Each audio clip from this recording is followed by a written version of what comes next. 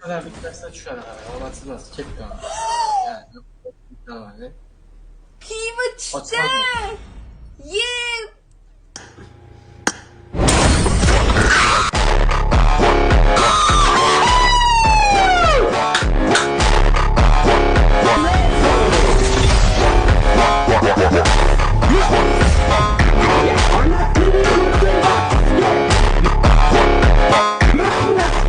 Dunyodagi omadli inson hammasini tilashmaganlari.